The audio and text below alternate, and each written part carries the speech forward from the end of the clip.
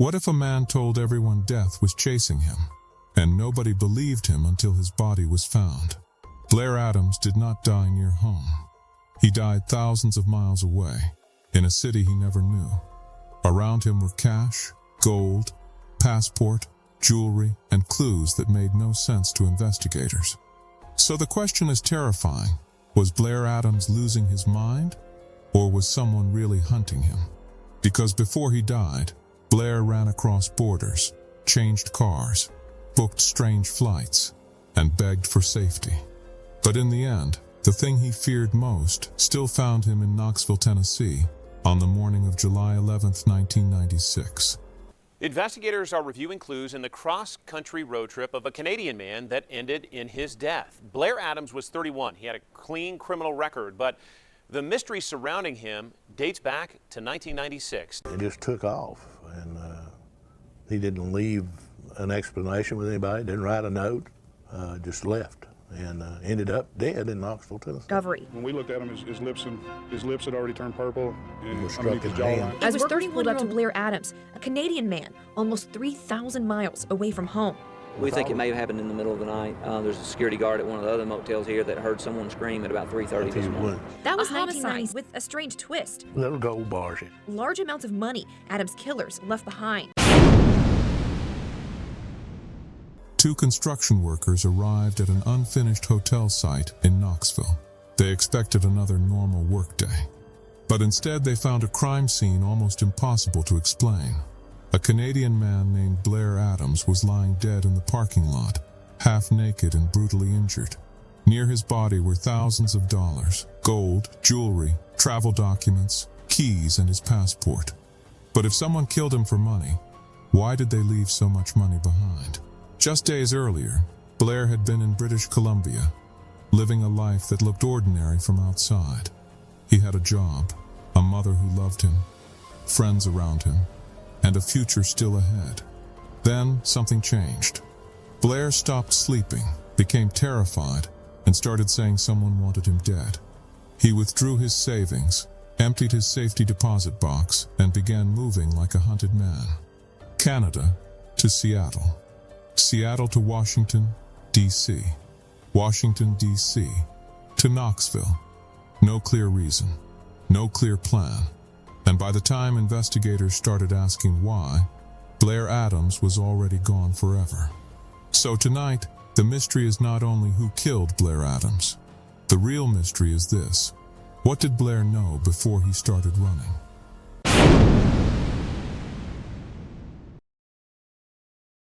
Before Blair Adams became a mystery, he was a son, a worker, and a man trying to rebuild himself. His full name was Robert Dennis Blair Adams, but to the people who loved him, he was simply Blair. He lived in Surrey, British Columbia, far from the Tennessee parking lot where his story would later end violently. The official Unsolved Mysteries archive later identified him as a 31-year-old construction foreman from Surrey, British Columbia, Canada originally. That detail matters, because Blair was not a drifter wandering through America without roots, history, identity, or people nearby. He had a home, a family, a trade, and people who could recognize when something inside him changed suddenly. By 1996, Blair appeared to be standing on more stable ground than earlier chapters of his troubled life finally. He had struggled before, especially with alcohol and drugs, but he had reportedly worked hard toward lasting sobriety again. To people around him, that progress mattered because it suggested Blair was trying to move forward again seriously. He was not perfect, and this story should never pretend that any victim must be perfect to matter. But the tragedy of Blair Adams begins with contrast. A man rebuilding, then suddenly unraveling without clear explanation. He worked construction, and that kind of work demands rhythm, responsibility, and trust from the people around you. A foreman cannot disappear mentally, because job sites depend on attention, timing, and decisions made under pressure daily. So when Blair's behavior began to shift, it was not some tiny change people could easily ignore anymore. It was the kind of change that makes family look twice, and friends speak carefully around you afterward. Now think about this carefully. When someone close to you changes overnight, what do you believe first instinctively? Do you believe they are exhausted, stressed, ashamed, afraid, or hiding something much darker than words alone entirely? That is exactly where Blair's loved ones found themselves, watching a familiar man become strangely unfamiliar suddenly overnight. His mother, Sandra Edwards, noticed something was wrong, but Blair did not fully let her inside emotionally anymore. He was not simply sad, and he was not only distracted, he seemed deeply disturbed by something unseen. The most painful part was that Blair appeared to understand something was wrong, yet refused to explain it. When Sandra asked him what was bothering him, he reportedly told her he should not tell her anything. That sentence is small, but in a murder mystery, small sentences can become locked doors very quickly forever. What was so dangerous that Blair believed even his own mother should not know the truth clearly yet? Was he protecting her? Protecting himself? Or was his fear already twisting ordinary life into invisible threats nearby? At this point, there was no body, no crime scene, no Tennessee, and no official investigation yet anywhere.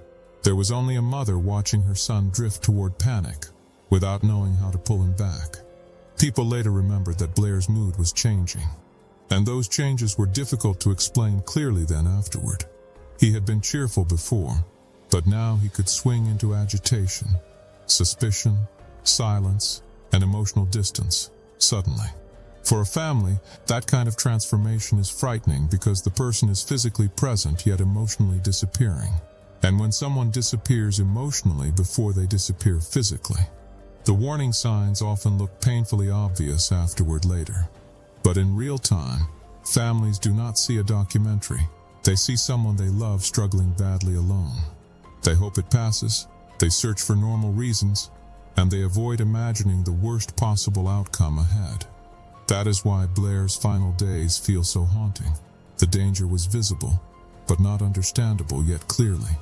Some stories start with violence, but this one starts with a change nobody could explain clearly at all. A man who once looked stable began acting like time was running out for him frighteningly fast now. And maybe that is the first real clue. Blair did not behave like someone planning an ordinary adventure. He behaved like someone trying to outrun a threat, a secret, or a thought he could not survive. Here is the unsettling question. If Blair was imagining danger, why did death arrive so quickly afterward anyway? And if the threat was real, how did it follow him through cities, borders, and impossible turns unnoticed? That question will sit over this case like a shadow as Blair's final movements begin now slowly tonight. Because after the fear entered his life, Blair did something that shocked everyone who knew him deeply soon. He started gathering money, documents, valuables, and escape routes, as if preparing for something already closing in fast. Because the road to Knoxville did not start in Tennessee, it started inside Blair's life in Canada first.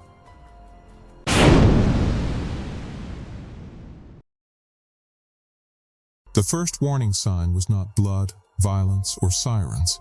It was a man suddenly acting deeply afraid. Blair Adams began moving like someone had placed an invisible clock above his life and started counting downward. Friends and family later said he believed rumors were spreading and someone was planning to kill him soon. But Blair gave no names, no proof, and no clear story anyone around him could understand then clearly. That silence made everything worse, because fear without explanation can look like madness or real danger very quickly. He reportedly stopped sleeping, and sleepless fear can turn every shadow into a possible warning sign at night. Here is the first question. Why did Blair's fear push him toward escape, not protection at home instead? If he believed someone wanted him dead, why not call police, stay home, or remain close nearby instead? Instead, Blair began collecting what people take when they think they may never return again someday soon from anywhere. He withdrew his savings and emptied a safety deposit box filled with valuables and important personal items inside. Cash, jewelry, gold, and documents were no longer stored safely. They were traveling with him now everywhere he went. That decision changes everything, because Blair was not simply worried anymore. He was preparing seriously now, alone in silence. Maybe the danger existed outside him. Maybe it existed inside him. But movement felt like survival itself now. Pause on that detail. When a terrified man takes everything valuable, is he escaping or disappearing forever from someone? On July 7th, Blair tried entering the United States, but the border did not open for him that day. Officials reportedly became suspicious because he carried significant cash and had past drug-related legal trouble behind him already. For Blair, that rejection must have felt like a door closing, while danger moved closer behind him fast. He returned to Canada, but the fear did not leave with the failed crossing attempt that day either. Instead of slowing down, Blair became more determined, as if Canada itself felt unsafe now again to him. He then bought a ticket to Frankfurt, Germany, before later trying to cancel that plan suddenly without explanation. By July 9th, Blair tried crossing again, this time on foot near the border area again, alone before dawn. He was stopped again, questioned again, and pushed back from the country he wanted so badly that week. The situation became stranger because officials believed he resembled someone connected to a stolen blue car nearby then. Blair denied involvement, and without enough evidence to hold him, he was released again that day without charges. Look at the pattern: rejected, questioned, suspected, and still unwilling to stay where he was now in Canada. Most people would stop. Blair did not stop, and that refusal makes this chapter terrifying to follow closely. Soon, Blair abandoned ordinary travel logic and moved through vehicles, airports, and cities with urgency and confusion everywhere. The official Knox County Sheriff's Office cold case page confirms the hard pieces of Blair's final route across America. It says Blair flew from Seattle to Washington, D.C., rented a vehicle, and drove to Knoxville alone afterward. That official detail is chilling, because it leaves us with a documented but confusing route now through America. Why would a Canadian man afraid for his life fly east, then drive south alone afterward, without explanation? From Washington, D.C., he rented a white Toyota Camry and started driving toward Tennessee alone that same day. Imagine Blair on that highway, carrying cash, gold, documents, and a secret he never explained to anyone at home. Every mile took him farther from familiar faces and closer to a city without answers or witnesses nearby. By July 10th, Blair reached Knoxville, Tennessee, with no known friends or local contacts there waiting nearby for him. He stopped at a BP station on Strawberry Plains Pike, where another strange moment happened before nightfall there. Blair could not unlock his rental car because he was reportedly using the wrong key in confusion there. A tow truck driver helped, but Blair's behavior still did not make ordinary sense there at all to him. He refused to check his pockets, even though the right key was likely with him all along that evening. Was he distracted by fear, watching for someone, or unable to trust simple help anymore in Knoxville at all?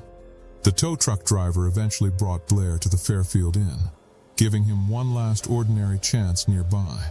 That should have been where Blair finally entered a room, locked the door, and rested alone inside quietly.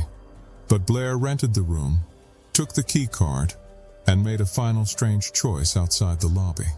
He did not go upstairs, call home, lock himself inside, or wait for morning to arrive safely there.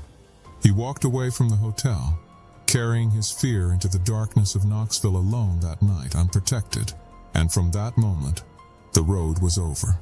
The nightmare was about to become real soon in Knoxville.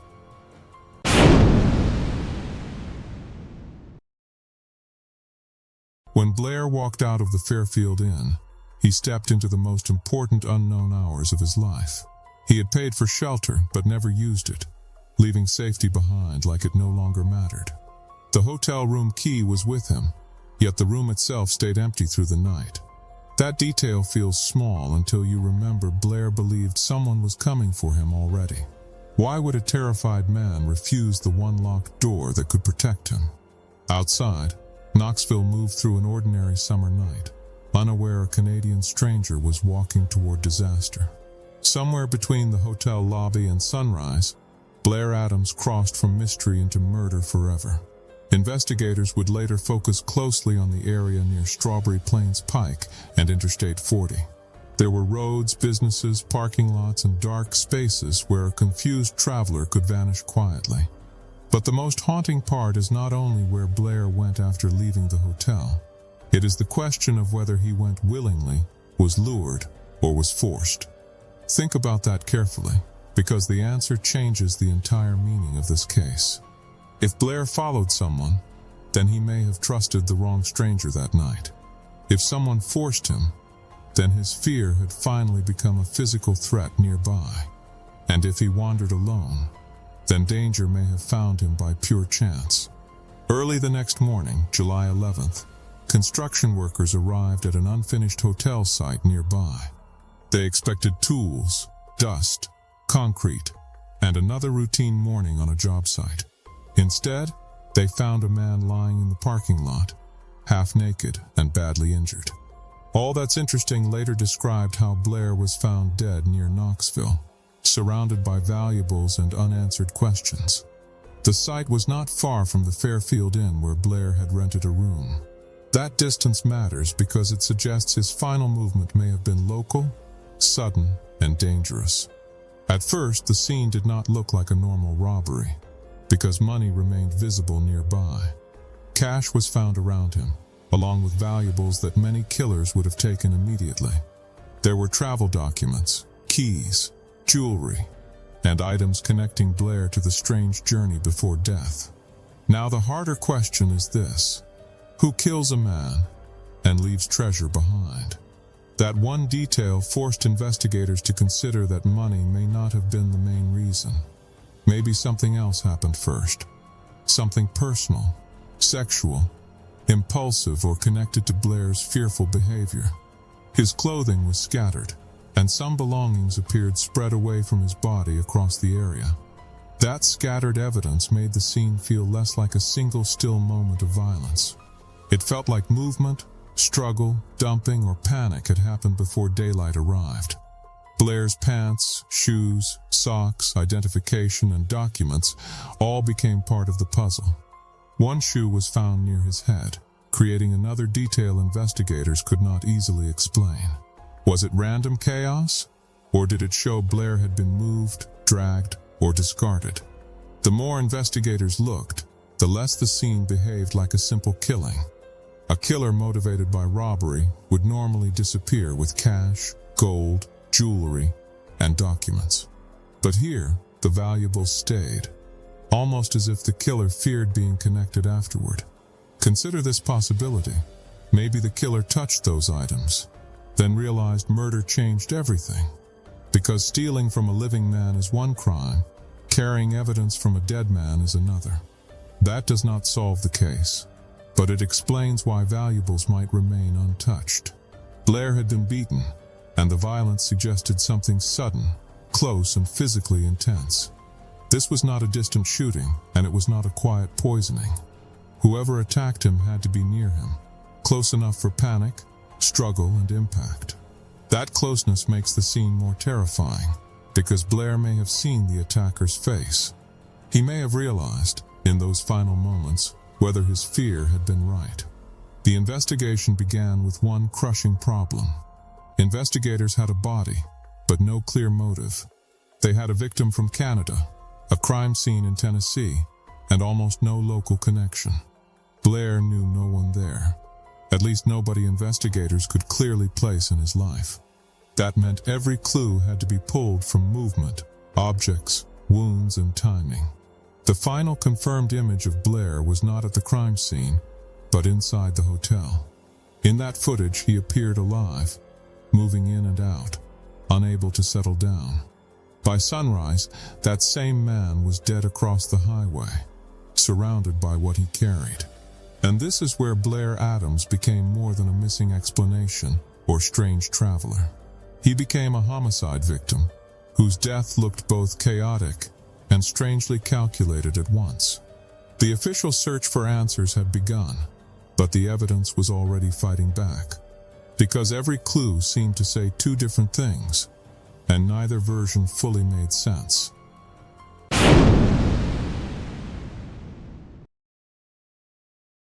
The first major twist was not hidden in Blair's luggage, passport, money, or strange travel route. It was found close to his body, in a detail that made investigators look much deeper. Blair Adams had not simply fallen, collapsed, or accidentally injured himself in some lonely parking lot. His injuries told investigators that another human being had been close enough to fight him. There were cuts, abrasions, bruises, and signs that Blair may have tried to defend himself. But one piece of evidence became more haunting than almost anything else found at the scene. A long strand of hair was reportedly discovered with Blair, and it did not belong to him.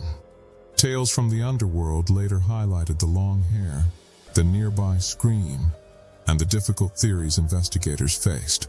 That hair matters because it suggests contact, struggle, proximity, and possibly the only physical trace of someone else. Was this the killer, a witness, an accomplice, or someone Blair met before the attack? That single question turns the entire case from confusing travel story into a violent human encounter. Because if the hair belonged to another person, then Blair was not alone in those final moments.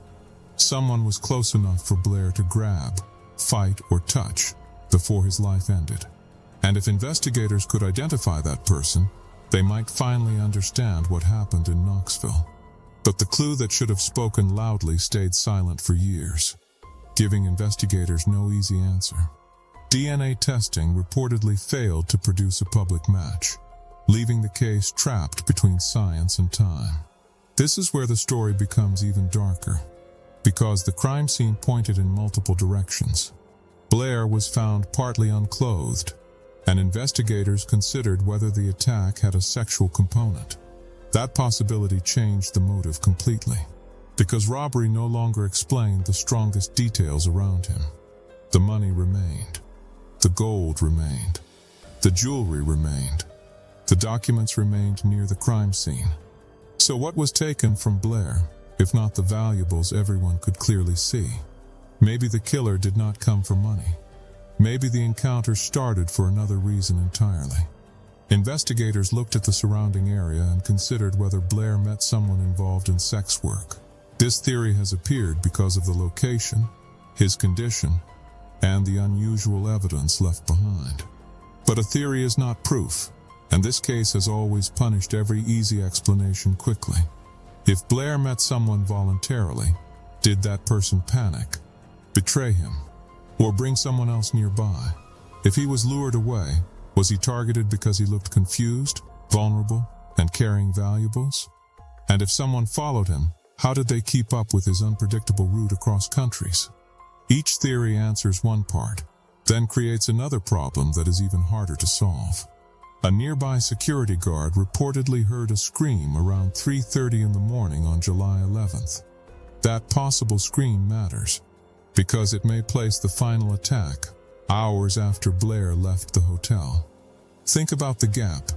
Blair left the Fairfield Inn around 7:37 p.m., then vanished until morning. Where was he during those missing hours? And who was with him when the scream happened?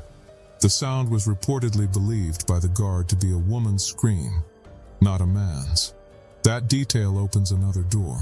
Was a woman present, attacked, frightened, or involved somehow that night? Or did panic distort the sound, making Blair's final cry impossible to recognize from a distance? Nothing about this case allows comfort. Every clue feels important, but none completes the picture.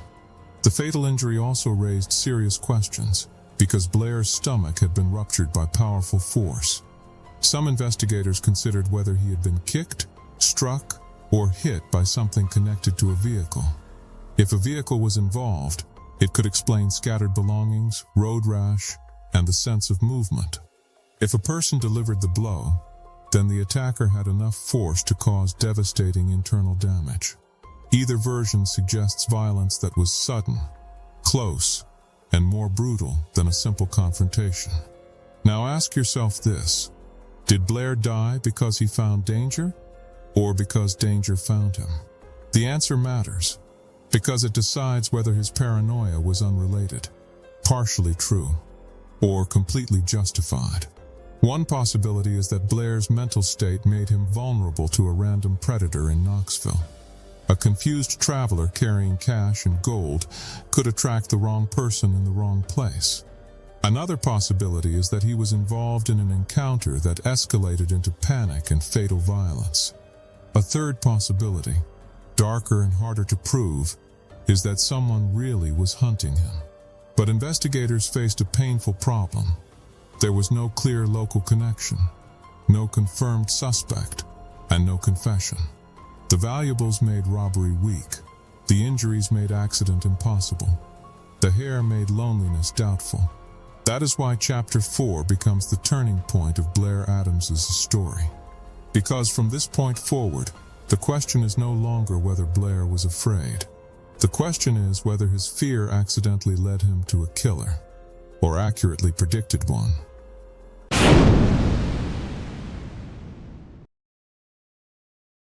For Blair's family, this investigation was never entertainment, never legend, and never just another strange, unsolved case online. It was a son gone forever, and a question that kept walking back into every quiet room afterward. Sandra Edwards saw Blair's fear before detectives saw the parking lot.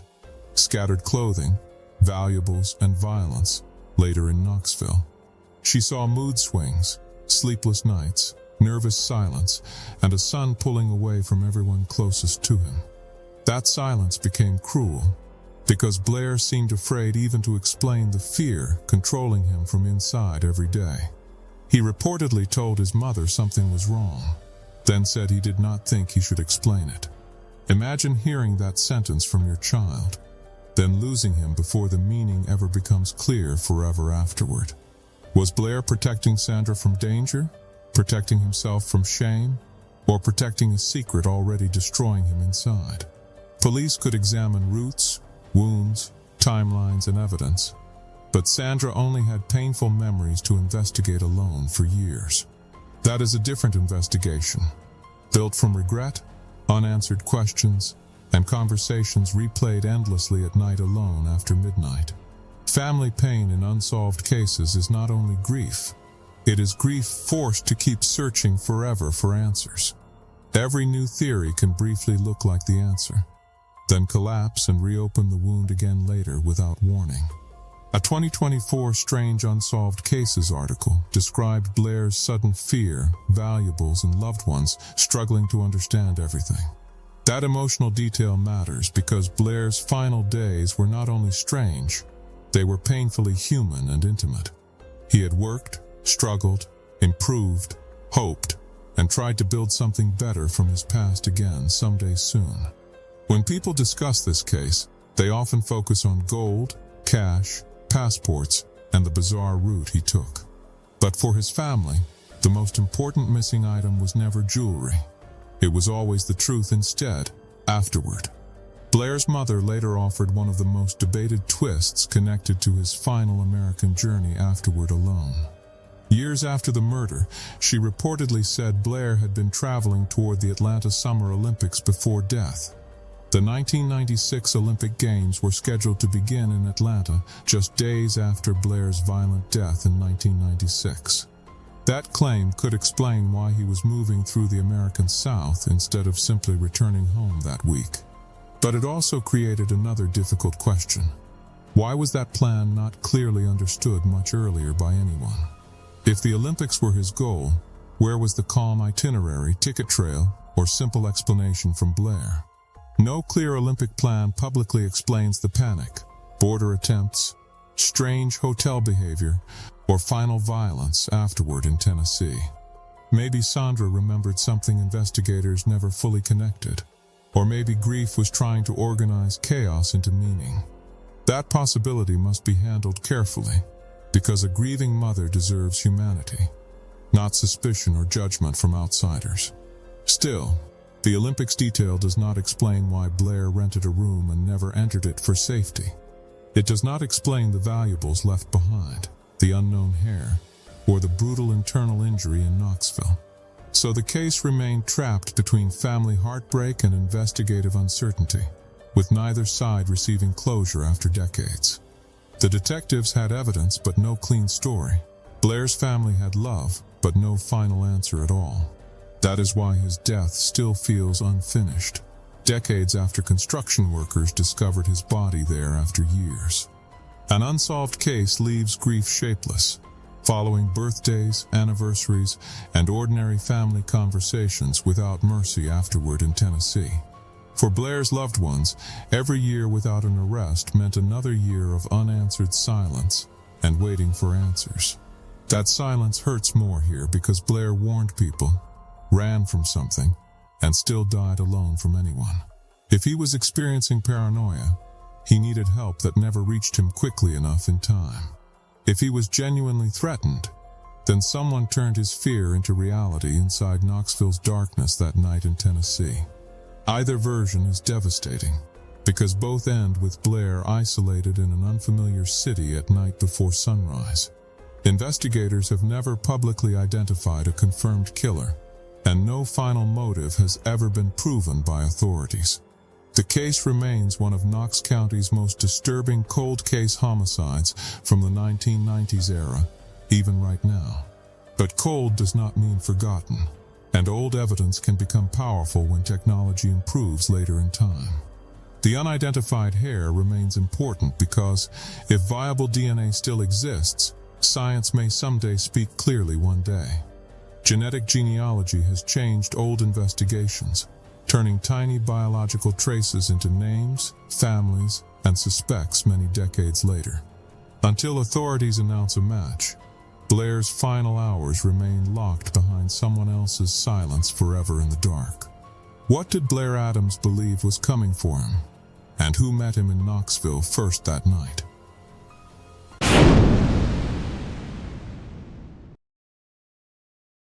Blair Adams ran from Canada with fear in his chest, but the truth never reached daylight again.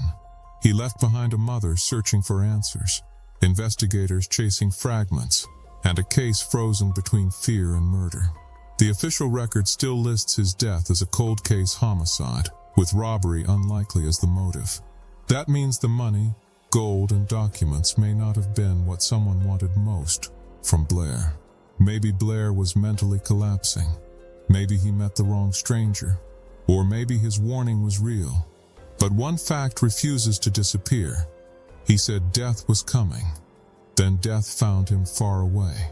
This case required extensive, time-consuming research, and complete investigation resources will be added in the description below. If you want to read deeper into the case, those verified resource links will be available there. Because even after decades, Blair Adams deserves more than theories, rumors, and silence from the world. If this story made you think, subscribe, hit the bell icon, and share this video with others. Also, comment below what you believe happened to Blair Adams, because one clue may still matter. Somewhere, someone may know the missing answer. And now is the time to let it speak.